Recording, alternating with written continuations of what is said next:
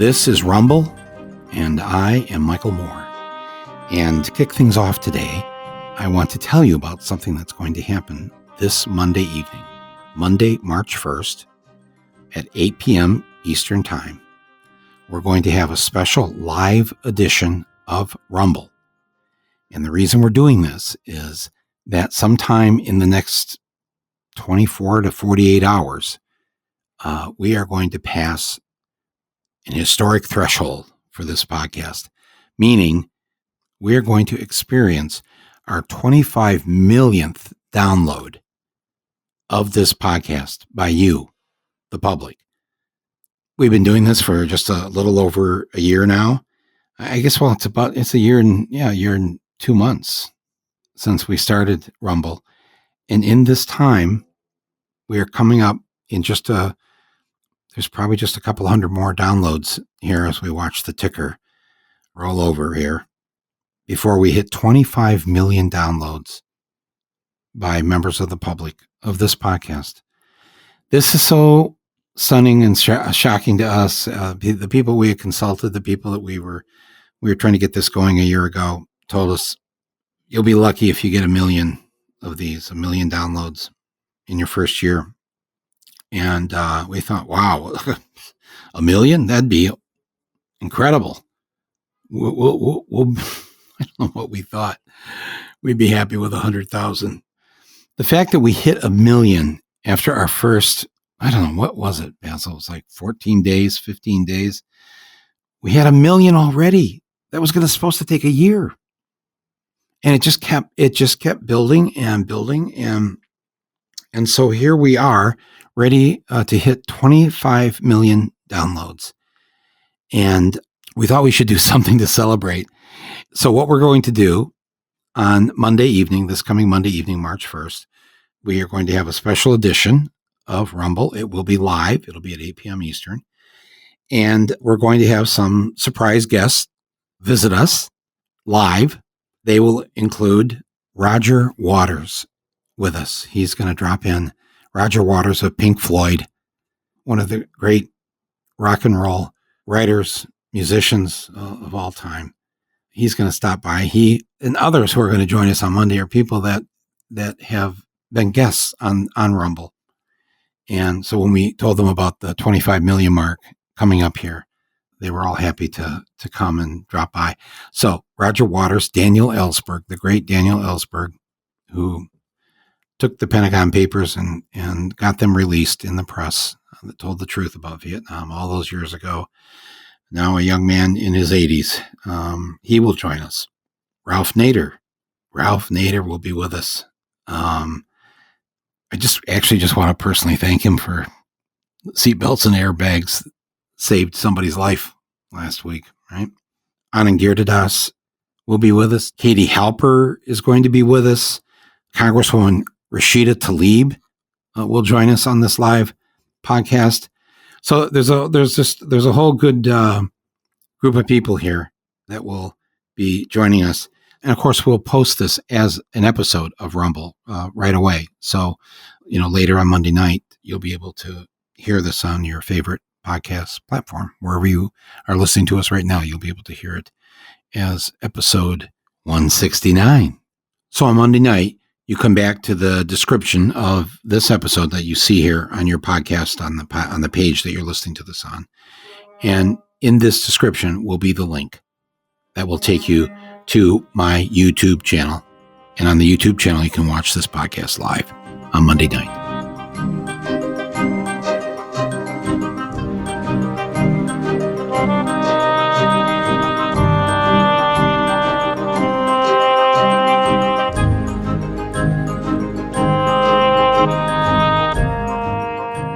Well, it's been 3 days since I got my second Pfizer shot. And I'm still alive. I'm still here.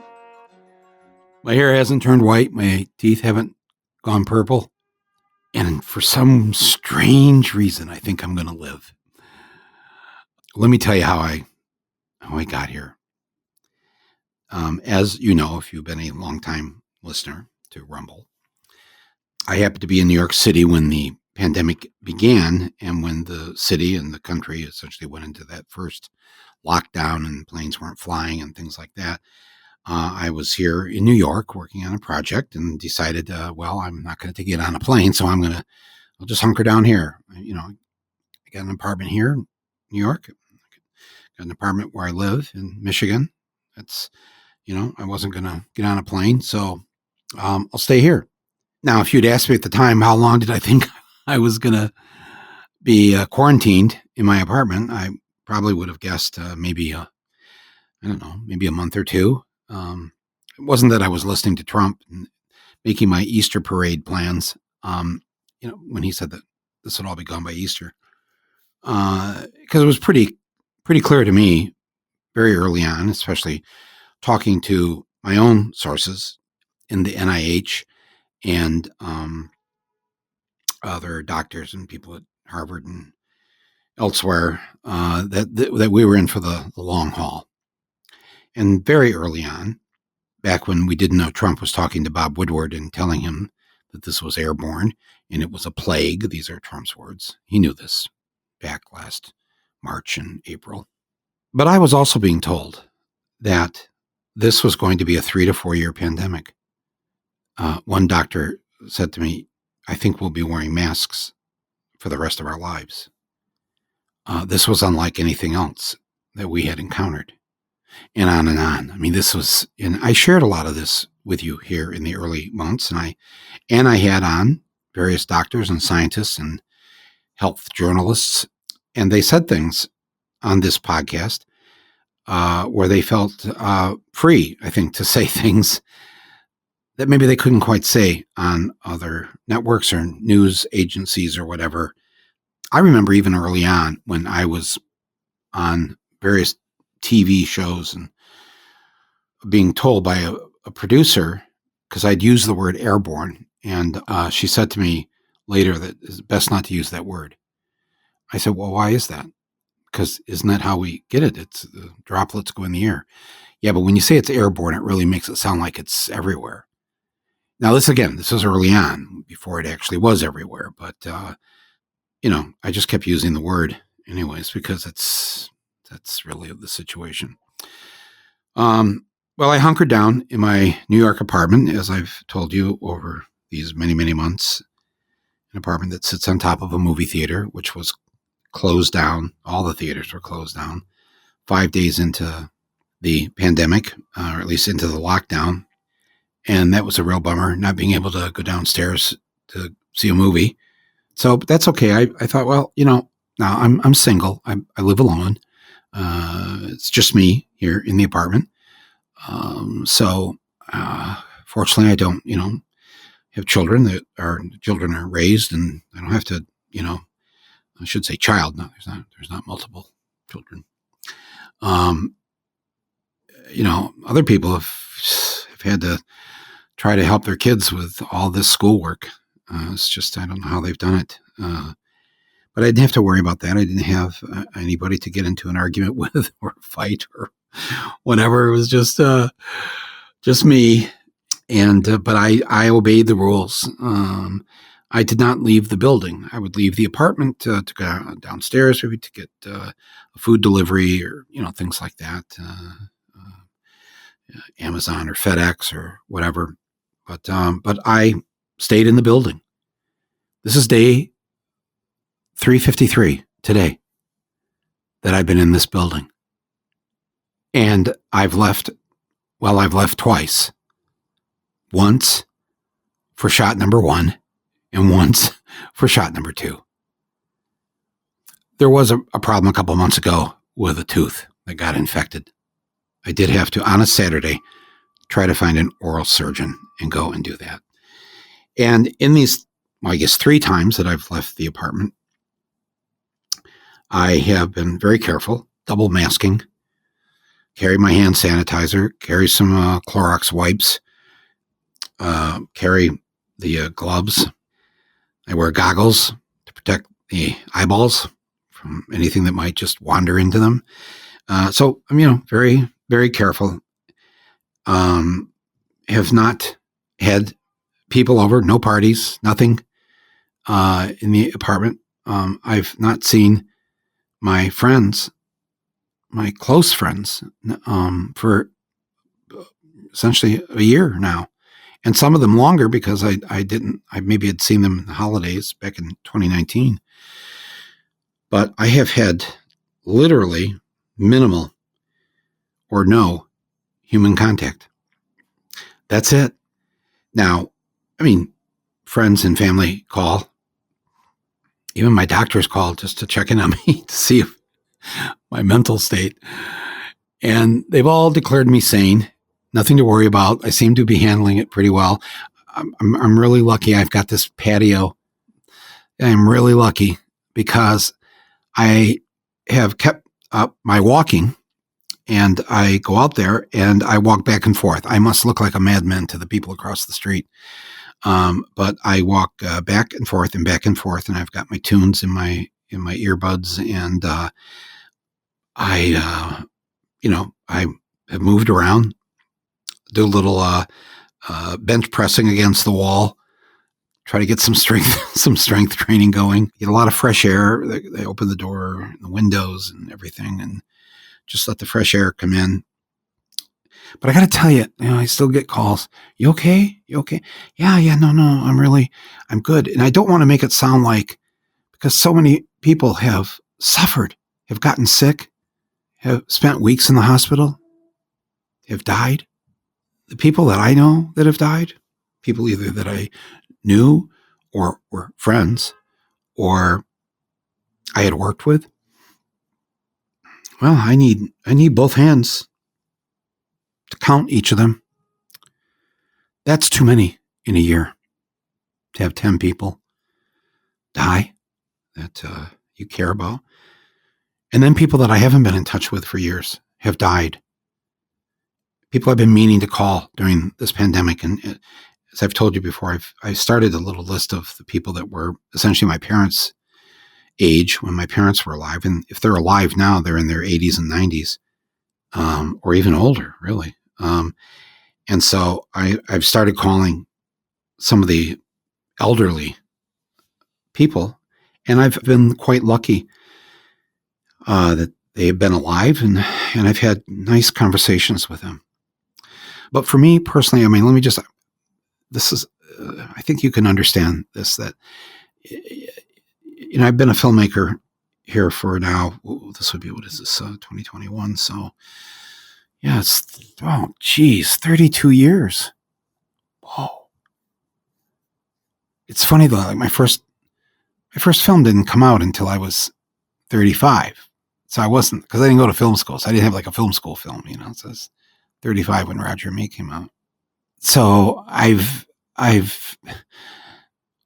for 3 decades, let's just say there's been a lot of noise in my life, because obviously it wasn't just the films. It was the fact that I was politically motivated, involved, fighting for lots of things over these 3 decades.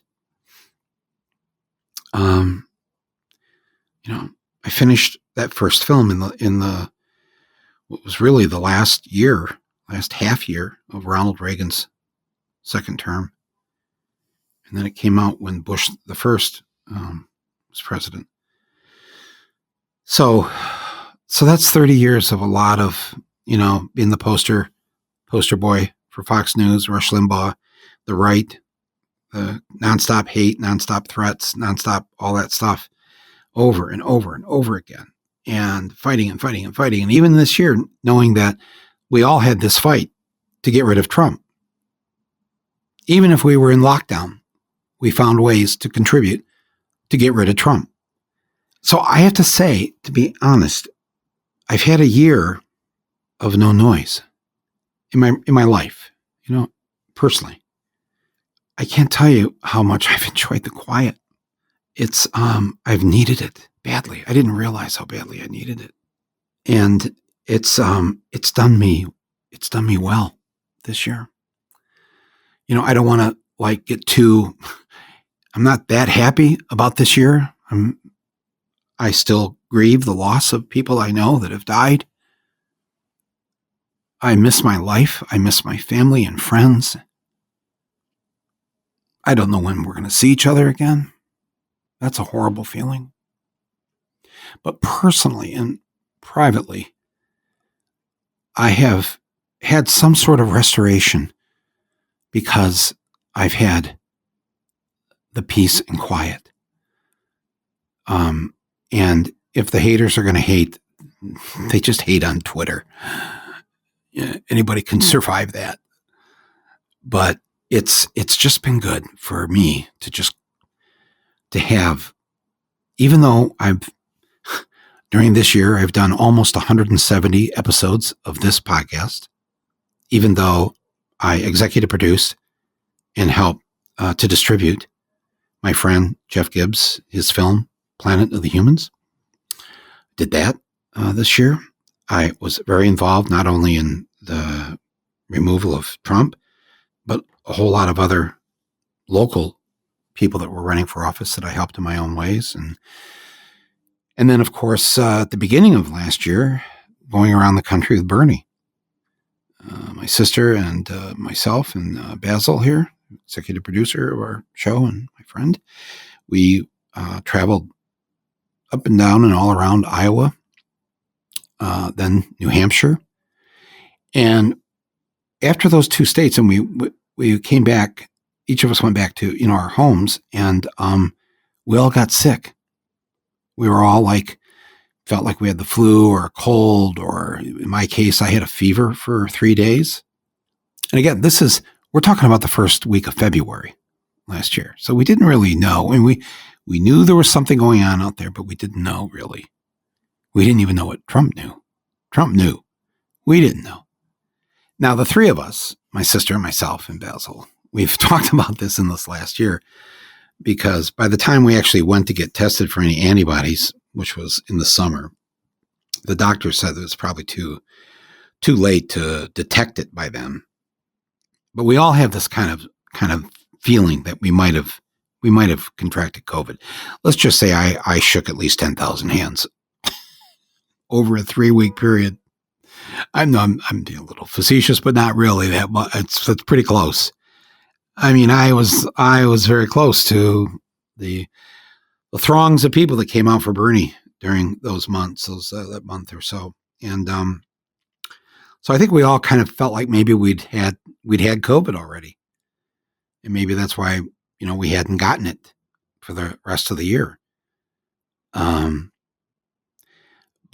I paid attention to what we were being told, that if you were over the age of 50 or 55, you were at greater risk. Well, I was over that age. If you were a man, it seemed like back then 60% of the people getting this were men and 40% were women. We learned, although I think people knew this very early on, that Black and Hispanic people were actually the ones getting hit the hardest with this.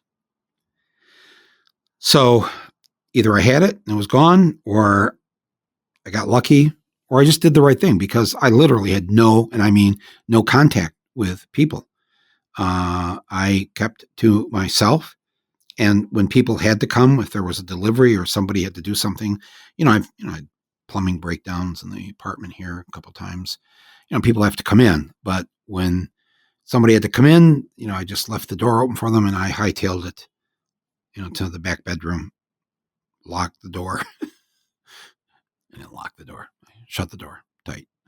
So I got to that point where I was okay. And then finally we had a vaccine. And just like many of you, I was not going to trust that right out of the gate. Not because I'm an anti-vaxxer. I am not. I believe in vaccines. I've had them since, actually the first Dr. Salk polio vaccines that occurred in Pittsburgh in 1954, in the month I was born, were the first polio vaccines. So I know. So I believe in vaccines. Absolutely. I don't believe in Trump. And when Trump was pushing this vaccine and pushing and trying to rush it, because he was hoping to have it before the election so it could get him reelected. Well, like you, right? We were all like, yeah, mm-hmm. But then, I listened to the doctors and I listened to the scientists, and they told me how actually they've been working on coronavirus vaccines for many, many years. This just didn't start a few months ago. They knew this was coming in some form. And so they were already more than halfway down the road getting ready for when this day would come.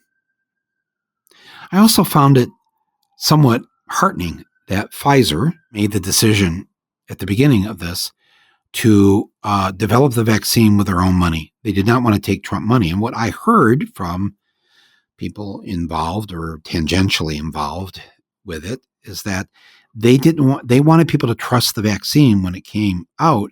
They didn't want people to think this was Trump's doing, that Trump was rushing this through, rushing them to get it done. So they Moderna took the federal money, I don't know how many billions. Pfizer said we don't want to be connected to Trump or his money. Okay. Nonetheless, don't worry about Pfizer, because for every shot that's given, they're making the bucks. So don't feel bad for them. So I don't want to say that I was going to wait and see what happened to the first week's worth of people, but I think we were all sort of like, oh no, well, it wouldn't have mattered anyways, because I'm not old enough to have been in that, first or second group. That started in mid-December when they started giving out the first vaccinations. So I waited, and then it came time for my age group and for people who have pre-existing conditions, which, I think, you've seen me. I'm a walking pre-existing condition. But even then, I just sort of, I said, well, how am I going to get coronavirus? I literally have no contact with human beings. And I've got the windows open. And I've taken care of myself to the extent that I can. But then, a few weeks went by and a few more weeks went by, and then I'm starting to hear from friends and family who had gone and got the first dose and then the second dose. And when I started seeing these second dose people, I thought, you know what? I shouldn't put this off any longer. And in fact, I think I have a responsibility here to people who need to see me doing this, if it helps. And so I started to try to get these appointments on the phone, as many of you have tried to do, or online. And I got called I got two appointments. First one was in the Bronx. And I was like, well, no, I'm not going to do that, because I'd already read all the news reports on how, New York City is a city where white people are the minority. I don't know. There's like 32% of New York is white. And almost 60% is not. And even though whites were like 32% of the city, they were getting something like 60% of the shots. And like 5% were going to African Americans, even though they make up almost, a third of the city. Same thing with Hispanics, who make up another almost third of the city, Hispanics and Asians and others. It's a very diverse city. White people are the minority, and yet they were getting the majority of the shots. So the second call that came in for me to show up at 8 a.m. at a place in Brooklyn. And I thought, no, not right. Won't do it. I'm not making a judgment on anybody that went and got their shot in the Bronx, or in a black neighborhood. I don't know. You do what you do, but people are afraid of dying, and they have every reason, and they know their own bodies better than anybody else. And so I don't make a judgment. But for me personally, I knew I was okay. I knew that I could wait until something opened up in Manhattan. And when it didn't, I got lucky because the snowstorm happened. This is back around the very end of January, beginning of February, first few days. It was like a 5-day storm. It was like a long snowstorm. And in New York, they do their best, but they're not from Michigan. They're not from Canada. So they don't know. They can't handle it as well as we do in this, where we're used to it. So I started hearing after the first day or two of the storm that there were the vaccination centers. They tried to stay open, and a lot of people were missing their appointments. And so they had to throw these doses away. I learned that the doses, it works, it's in those super freezers. They store them there, and the dose, once they bring it into the vaccination rooms or whatever, they they can only be in room temperature for 6 hours, and then they're no good after that. And you can't refreeze them. So I started hearing about how they didn't want to throw these doses away, and that anybody who just showed up at the end of the day, if there were any doses left over, they got them. And I heard 2 or 3 people in my apartment building, they got vaccinated this way. It's a bit of a risk. It's a hassle. You're going out, slip sliding away in the snow and the ice, and there may not be any there. And that's just the way it's got to go. So with that in mind, and realizing that the chance of rejection was fairly high, I started scoping this out, and I went to a place and I got there like an hour before they were going to close up. And right away, the people at the counter said, no, the doses are all gone. They're all used up for today. I said, okay, well, I'm here now. Would it be okay if I just waited in the lobby till closing time, which is in an hour from now? I'll just wait and maybe call. We'll just see if anything in this last hour, happened. And they said, okay, sure. And so I waited, and sure enough, by the end of that hour, they had 2 doses left. 2 doses of people that did not show up for their appointments. And I don't think I was the only one in the lobby that had figured this out or had heard this urban myth, which was not a myth, but an actual truth, that they don't want to throw these things out, but they have to. And if you're there, you're there. I know some of you are probably thinking, okay, Mike, seriously, come on. There must be a certain celebrity vaccination place, right? For you filmmaker types, you people on TV, you've got to come on. I have to tell you something from the people I know that are in this business, the movie and TV business, people I've spoken to on the phone. No, I've heard of not a single person getting any kind of treatment, special treatment. No doctors, no nurses come to the house. There's no special room. There's no special door. In fact, I have listened to, especially my LA friends in the business, to get in the car and go to Dodger Stadium and then wait in the long line in the car for 2 or 3 hours, just like everybody else. The socialism of this shot, by the way, is amazing in that way. First of all, the people that you would think would be given the head of the line don't get the head of the line.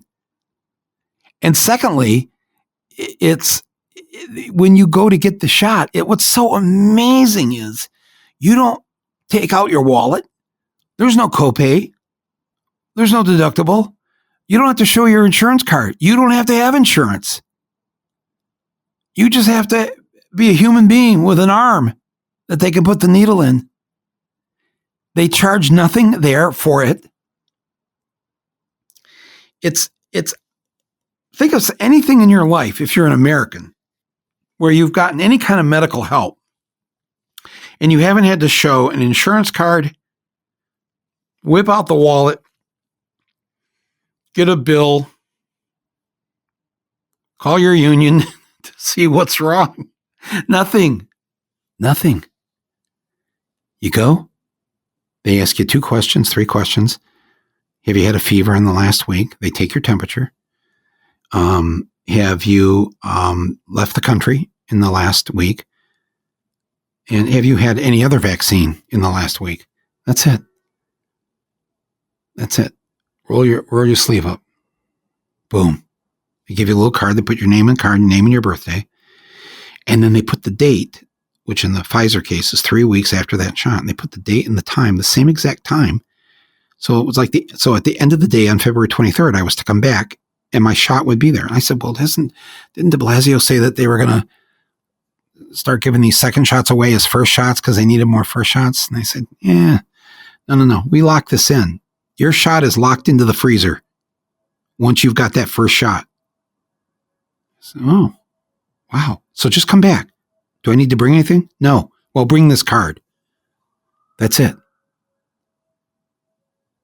Wow, I left there that night. I mean, it took more than an hour to get back on the road. The streets were so, wow. But, I got lucky and I was patient. And when they brought me in to the room, I was given nurse Hurt is my vaccinator. That was her last name, Hurt, H-U-R-T. I'm not making this up. Nurse Hurt had me roll up my sleeve. She gave me the shot. I didn't feel anything. I didn't feel anything afterwards. I didn't feel anything the next day. Nothing.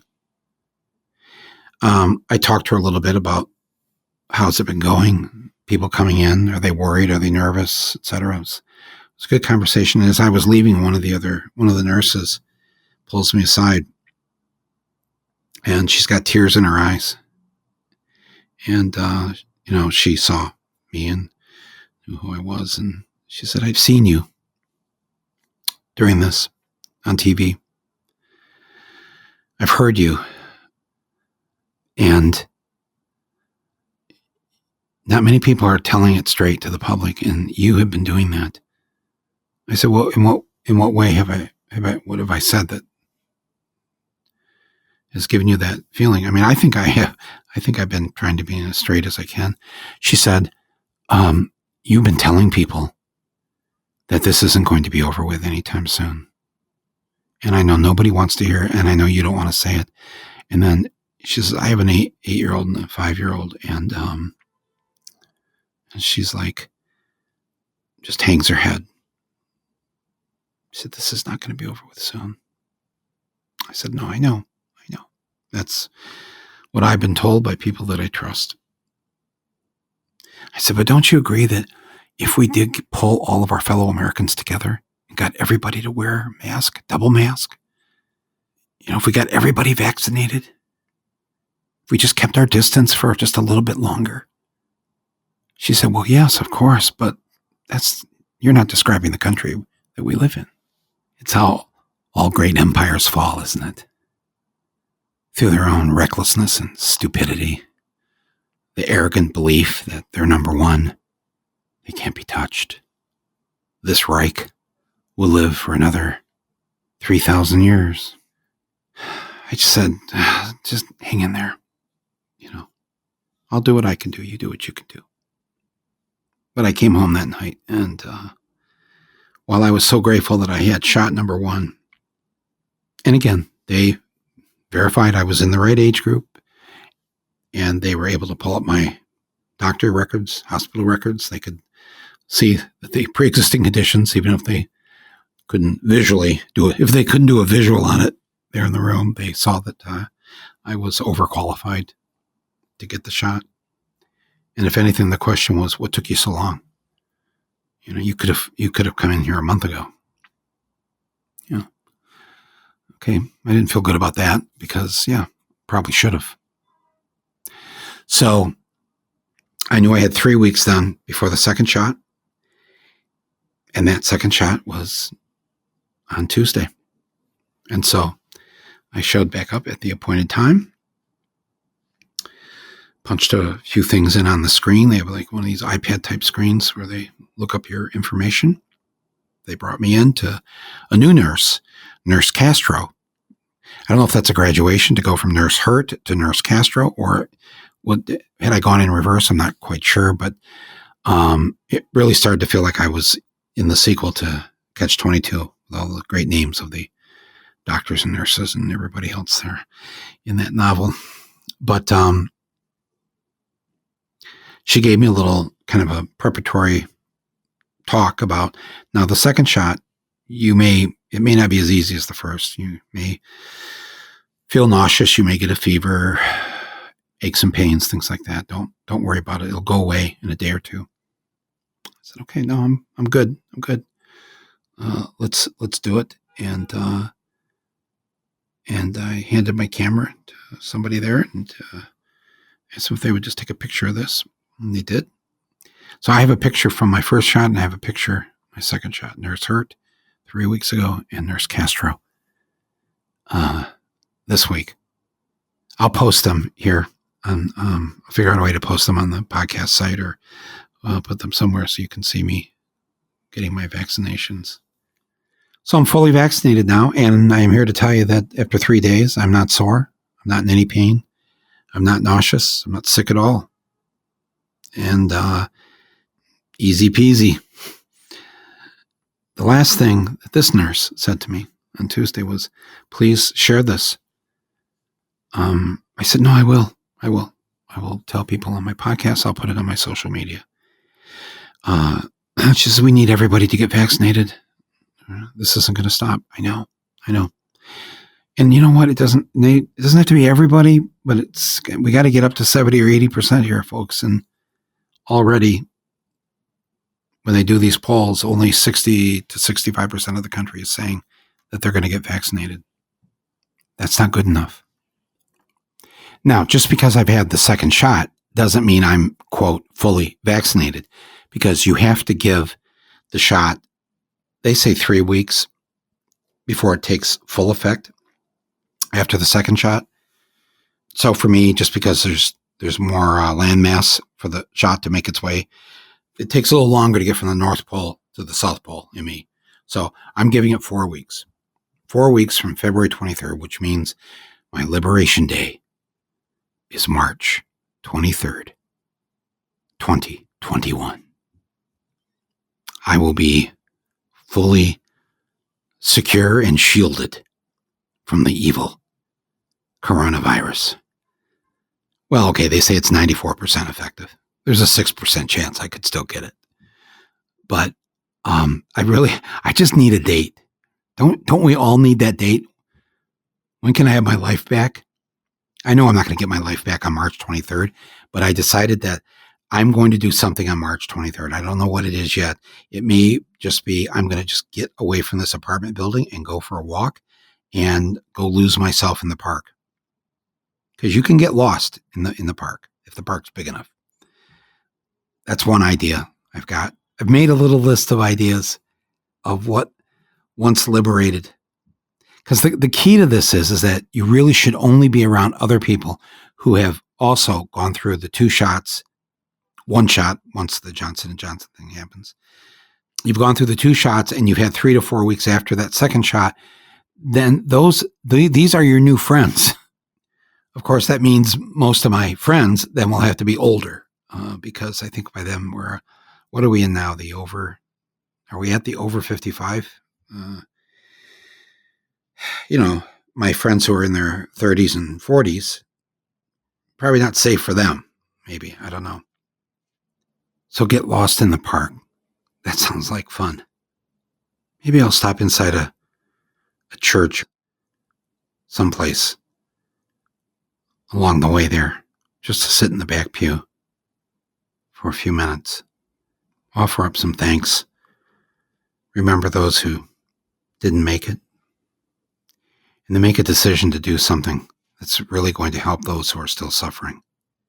I don't know what that is. There's lots of possibilities of things to do. I'd like to go visit somebody. Maybe somebody I've never visited. Somebody I've always wanted to have a conversation with. During the pandemic, I read that the artist Jasper Johns is still alive, still painting. Just lives up the road here, out of the city. I wonder if he would just take a call from me. Can I come by? I'm vaccinated. I'm still wearing masks. I want to go watch a basketball game. I want to go to Michigan. I want to drive there. I want to drive through Canada. The borders are still closed. Maybe if they see it's me, the Canadians think I'm Canadian. They'll just wave me through. I need a car. I don't have a car. Last time I bought a car was 19 years ago. It's a van. I still have it. It's in Michigan. It's 19 years old. I want to go home. I want to see my daughter and her husband and the grandchild. I'd love to see my sisters out in California. My nieces out on the West Coast. My cousin down in Maryland. I could just keep driving. I'd like to walk into a store. I need some clothes. I know I'm not the only one here, right? I want to buy a pair of sneakers. I want them to be yellow. I need yellow sneakers. I want to walk into a bookstore and only leave when my feet are tired of standing there, going through shelf after shelf and looking at books. I want to go and see the things in New York that I've never seen. I still don't feel like I'm not a New Yorker, but I'm like, all this time I've spent here and I've never gone to certain things. I've never been to the top of that building or gone and had dinner there or whatever. It's just, I want to appreciate New York a little more than I have in the past. I want to get on a plane and go anywhere warm, anywhere with people. I just want to get away from this just for a bit. I'd love to go to London or Dublin for a long weekend. Just go to as many plays as I can during that weekend. I need the arts to revive my soul. And in doing so, I need to start filming what I was working on, what I was hoping to do a year or so ago. It's time to do that. I love this podcast. It's been not just a lifesaver. It's been a whole bunch of lifesavers. I've been able to throw a lot of life-saving equipment out there during this year, talking to you, encouraging you to do this, that, or whatever, me doing it with you. Man, that's been exciting. And I now see a number of ways to use Rumble to make this country a better place, to get work done. I've got a lot of ideas. I know I told you they're New Year's. I'm going to share this with you at some point. I've been working on them, and that point's going to come hopefully pretty soon. There's some good work to do, and there's some good trouble to cause. March 23rd, Mike's Liberation Day. I can't wait. And you know how I had that idea last year about how the U.S. Postal Service, in order to save it from this crazy guy that's taken it over, get rid of him, and we make sure all the postal workers keep their jobs, and we give them new jobs to do. They're not just deliverers of junk mail. If you remember, my idea last year was to, every Friday, they would deliver 2 joints to everyone's mailbox. Free government marijuana for the weekend. This idea, if you've known me for years, you know that I've yet to use it. So I cannot get to the end of my life here and not have tried marijuana. Please, somebody help me with this. I just haven't gotten around to it. There's no other reason. As I've explained before, I just ate my first tomato like 6 or 7 years ago. With me in life, some things just take longer than they should. So forgive me for that. But I just see, I'm excited about whatever is in front of us. I don't want to go back to the old normal. I want the new normal. I want you and I to create that. And I want the U.S. Postal Service, forget about the joints. I want them every week to deliver an envelope. Doesn't have to be a big envelope, just an envelope from the government. You know, it's the only daily contact we have with our government. Every single citizen is met by a representative of the United States government every day, 6 days of the week. And that's called your mailwoman or mailman. They have a whole system set up where they can deliver masks to us. I know Biden has talked about getting 25 million masks out there. No, there's 330 million of us. And they're disposable masks. So we need every house has to have like 3 to 5 masks delivered to it every week. We can do this. Can't cost that much. The masks are critical to getting rid of this virus. But I digress from my potential happiness here a month from now, when I'm outside this building, when I'm back in the world. Don't worry, I'm not going to get sick. I will be very careful. The mask will be on. Both masks will be on. But I, like you, want to live and be with people. and feel the joy of this life. And it's mostly joy. Yes, we get the shit kicked out of us every now and then. But what we can create, that joy that we can create, it's there and it's waiting. And for me, I believe it's just outside the doors of this New York City apartment building. Thanks for listening to this. Get vaccinated as soon as you can. If you're an essential worker, you may not even know you're on the essential worker list. Find that out. Regardless of your age, you might be able to get vaccinated right now. If you have any pre-existing condition that would qualify you to get vaccinated now. Biden went to the factory in Kalamazoo, Michigan to make it plain and clear to them. They better friggin' speed up the doses. Get these things done now. And it's happening. More and more doses are getting out there. The crazy system of trying to make an appointment, it's straightening itself out. Get creative yourself. Don't jump the line. Don't get vaccinated before other people. And make sure that our black and brown brothers and sisters, wherever you live, are getting there in the line. Help them to the head of the line. It's what they deserve. Don't take their spots. I know you're afraid. We're going to make it. You just put your mask on. Stay away from people. You can do that for a few more weeks. Come on. But please get vaccinated. And join me on your Liberation Day. Rate me. Tell me about it. I want to hear from you. And I'll keep you guys posted too. We're going to just take a break here. I want to come back and talk about some serious things that are happening here in the next 48 to 72 hours in our nation's capital that we need to pay attention to.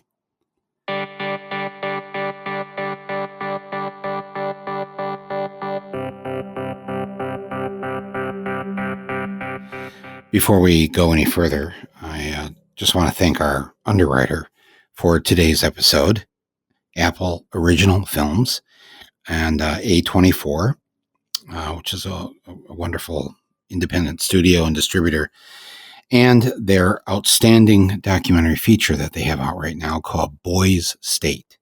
Both A24 and Apple have been forces for good.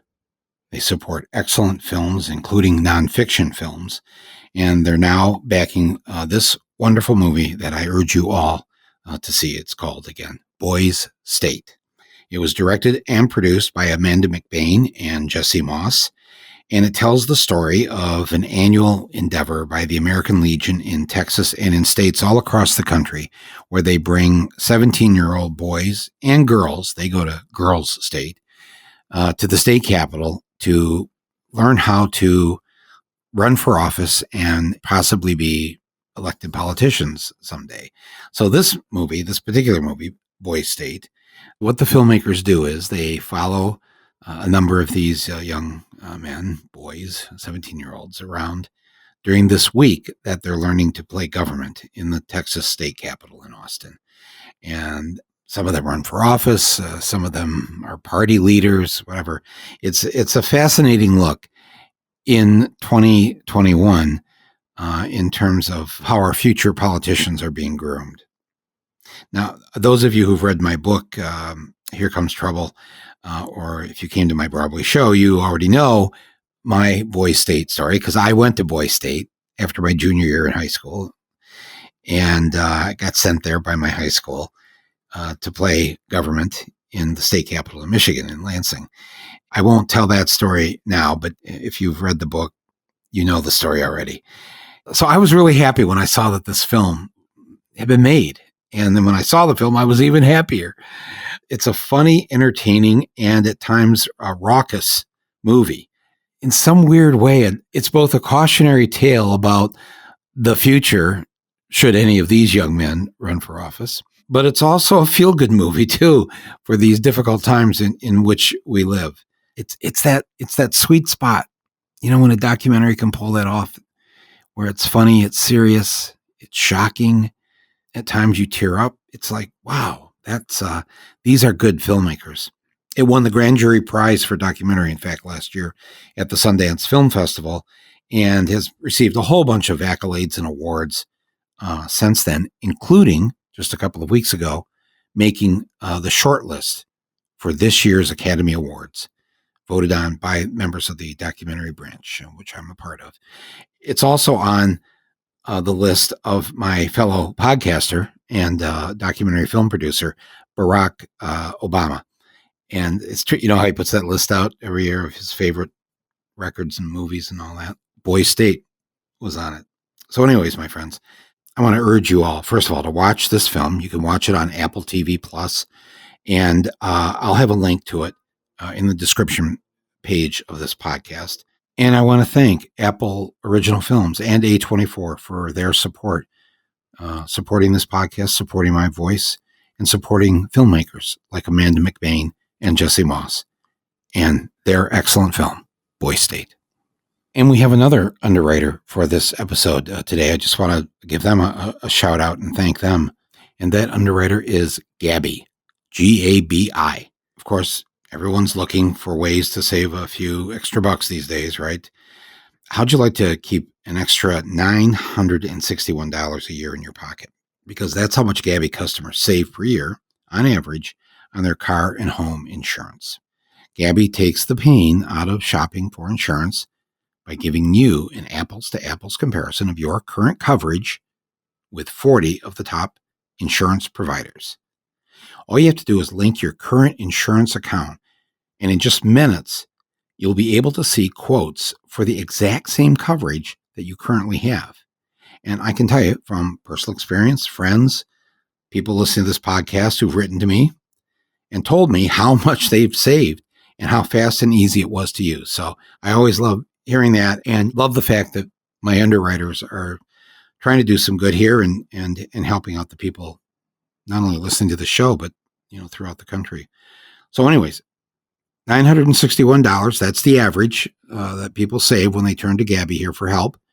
Gabi is not an insurance company. They're like Travago, Travelocity. They're looking for the best deal for you. And then they'll tell you what it is. And you don't pay them anything.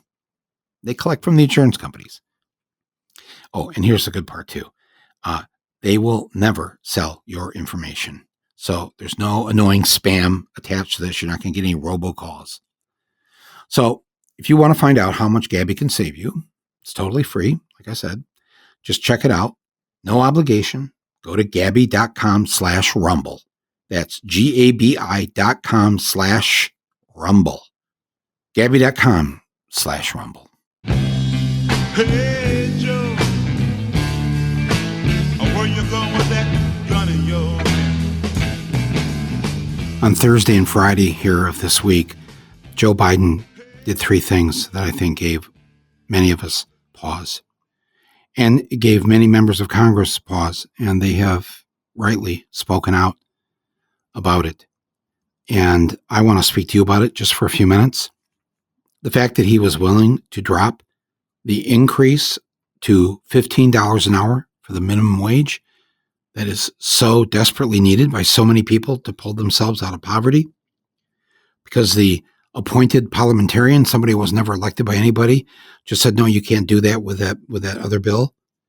The last time the minimum wage was raised over a decade or so ago, that's exactly how it got passed. They put it in the Defense Department bill. Nobody said then, what's that got to do? What's minimum wage got to do with the defense of the country? Of course, it has everything to do with it, but you and I know we're not pundits, are we?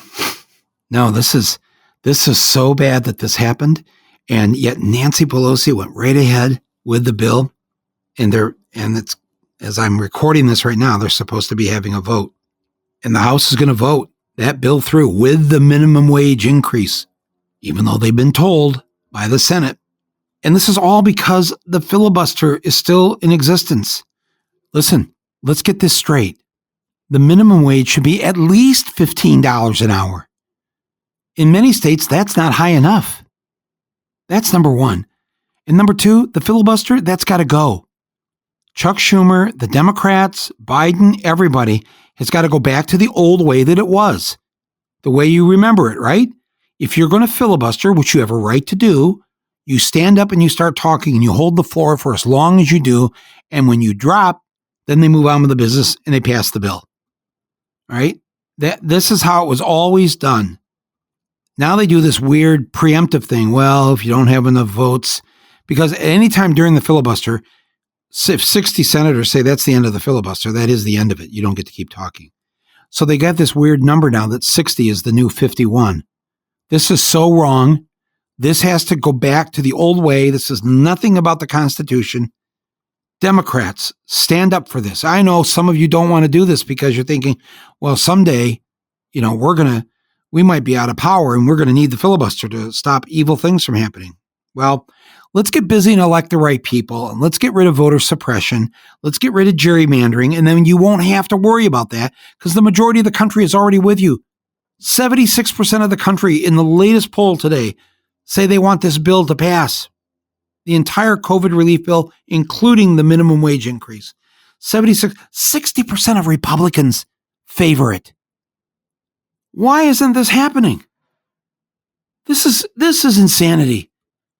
After all this hard work to get Biden in there, to take over the House, to take over the Senate, to get rid of Trump, we have a lot of work to do. We're not going to get a goddamn thing done if the Republicans can stop everything unless we have 60 votes to make it happen. Let me tell you, you know how many things we're going to get 60 votes for with these traitors, these people who supported the insurrection, who voted to not count the votes for Biden that were cast for him by the American people? You think we're going to get anywhere for the next 2 years? We're not going to go anywhere. Nothing's going to happen. End the filibuster now. 51 votes, that's called a majority. The majority rules. That's it. All of you listening to this, you need to call your senators and you need to insist that they get rid of the filibuster. They get rid of this 60 vote rule. And this minimum wage has to pass. Please, I ask you again to call your senators. This is the number, 202-224-3121. If it's busy, call 202-225-3121. Please do this. If you want to wait till Monday, fine. Switchboard is open 24/7, but most of the senators are in their offices by 9. At least their staff is. Call and be heard, especially the office of Joe Manchin, Democratic Senator from West Virginia, and Kristen Sinema, the Senator from Arizona. They are the ones that want to vote with the Republicans. My God. But that's not the only thing that happened in these 24 hours. These last 20. Joe Biden ordered the bombing in Syria. 38 days on the job, and we're bombing someplace, and he doesn't go to Congress for approval. The president cannot commit acts of war unless it's an emergency, and it wasn't. We weren't under attack. None of us were under threat. That was just wrong. And many, many members of Congress feel the same way, both Democrats and Republicans. Your voice needs to be heard on this. You need to call your representatives on this and say no acts of war without it being approved by the People's House. I'm so distressed by this. I don't care what the reasons are. The reasons may be right. I don't know. But first, we've got to start following the rules. Isn't that what we learned after 4 years of Trump? You don't just send in the bomber planes. Wasn't an emergency. This isn't how we're going to bring peace to the world. But just showing how we can do it whenever we want to. No, doesn't work that way. I'm sorry. And then finally, I was so proud that Biden released the report on the assassination of the Washington Post journalist, Khashoggi, ordered killed by the Crown Prince of Saudi Arabia. He went into the Saudi consulate in Istanbul, Turkey. His fiancée waited out in the car for him. They grab him, they kill him, and they saw up his body, putting various body pieces into garbage bags that were dumped somewhere in some river or sea or whatever. They'll never know. But the Biden administration came out and said he did it. The Crown Prince did it. He ordered it. He's the murderer. Wow. And then 3 or 4 hours later, in the Times, the Washington Post, the Biden administration has decided not to punish the Crown Prince or Saudi Arabia for this murder because the relationship with the Saudis is too important. Too important? My friends, is this what we fought for these 4 years or longer? Is this the America we want to live in? No. I'm not saying I want an eye for an eye here, but we're not going to just pretend this didn't happen. There needs to be, a hue and a cry about this from us. The Trump years are over. The America that we had even before Trump, that just turned an eye or two the other way. To recap, the filibuster has to end, and we need a $15 an hour minimum wage, period. Get angry. Be heard. The President of the United States does not have the authority to go to war. That authority is given to Congress only. Unless it's some emergency when we're under attack, that's the rule. We're going to follow the rules. We're going to show the other side how to behave. And then finally, the murder of this Washington Post columnist by the Saudi government must not be tolerated. Is everybody with me on this? Come on. Don't worry about, oh no, we got to give Biden a chance. We are giving a chance. Well, we're happy he's there. That's not the point. I can give you a list of 24 things he's done already that have just blown my mind. So happy. But our job is to make sure that he doesn't do the things he shouldn't be doing. We set the bar higher. He is there to serve us, and he needs to hear from us, his employers, that the minimum wage must go up, the filibuster must go. We are not to bomb other countries, and there must be justice for the murder of Mr. Khashoggi. We can do that, right? 202-224-3121. So that's it for Rumble today, my friends. Thank you for joining me here. It's you could say this about every week, but it's been quite a week. Thanks for letting me share all of that story about my 353-day lockdown and getting the 2 COVID shots. I encourage you, please, to get them when you can officially get them. And finally, I want to remind everybody, we got a special treat coming up on Monday night, Monday, March 1st, this coming Monday at 8 p.m. Eastern Time. We are going to do a live version of Rumble with Michael Moore, and we are going to be doing it celebrating the day here that's coming up in the next day or so, where we will hit 25 million downloads of this podcast. 25 million downloads from the listening public in just a little over a year of Rumble. No one told us that this was even possible. In fact, we were, I think, told it was impossible. So we want to have a little celebration. We're going to have some special guests on this episode on Monday night. As I mentioned earlier, Roger Waters from Pink Floyd will be joining us, Daniel Ellsberg, Congresswoman Rashida Tlaib. We're also going to have the brilliant Anand Giridharadas, Katie Halper, and more. So go to my YouTube page. It's real easy to get to. You just go to youtube.com/mmflint. And you can set a reminder for you right now. for Monday night, or go there on Monday night. Just go to Michael Moore's YouTube channel and you can watch the podcast live as we record it. This will be pretty cool.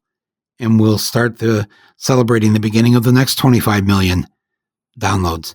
I will see you Monday night. If for some reason you're busy Monday night, this will just air as our next podcast after this one. We'll have it up late Monday or Tuesday. And thank you for being part of this for this first year or so. And thank you for letting me come into your earbuds, into your speakers, however you're listening to me for these last 14 months. I greatly appreciate it. And it's helped me too, as in ways as I expressed at the beginning here of this episode. So thank you. I'll see you Monday night, 8 p.m. Eastern Time on my YouTube channel. I'm Michael Moore, and this is Rumble.